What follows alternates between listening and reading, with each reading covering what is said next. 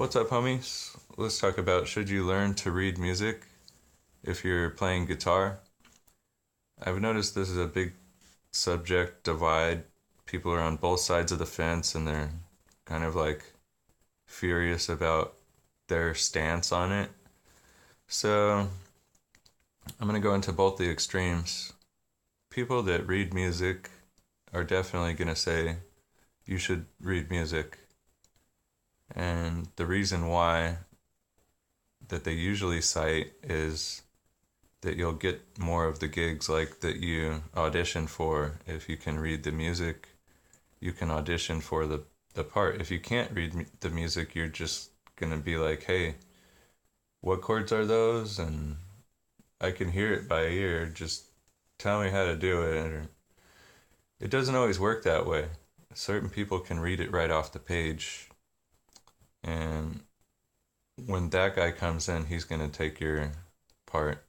The guy that knows all the different scales and what to do when he reaches a certain note, that's going to be the different level where you're not asking somebody, what key is that? You're saying, oh, I could show you that key and I can move away from that key and then I can come back to that key.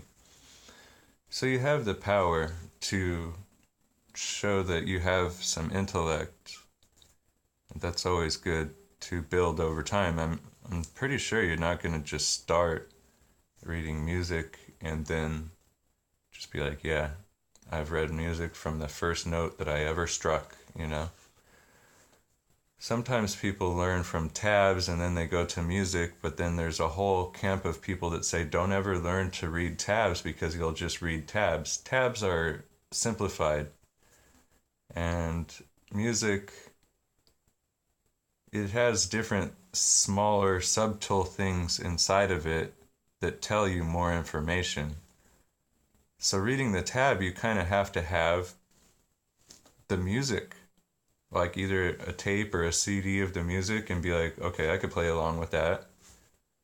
But how do you know how long all of the beats are if it's not written down on sheet music? And that's what sheet music does. It actually tells you the amount of counts. And you have to count inside of your head a certain amount of counts to make sure that your timing is correct.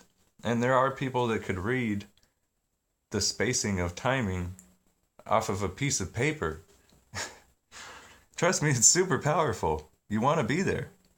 So don't crap on it, you know. You need to start playing something before you could read music off the paper. But you can work your way into dreaming about learning to read music rather than to say, like, I'm not going to read music. That's probably not the right stance. Now, alienating your other band members because they can't read music, that's kind of like a rock and roll thing, you know? We all play the same scales and we all play the same chords, so why are we going to write it down on a piece of paper, you know? And we get into this whole thing of kind of core things that we all use. And if you ask my grandma, she'll just be like, oh, you know, and they just have a couple beers and they go up there and they try to get wild, and they don't know how to read music, you know. And that's from somebody that's been reading music since she was probably 10 years old. They just don't think about it. They take it for granted, you know. They're like, just learn it, you know, it's not that hard. But it is hard if you never give it a chance and you totally just go off soul, and then somebody says that's not good enough because you can't audition for a part.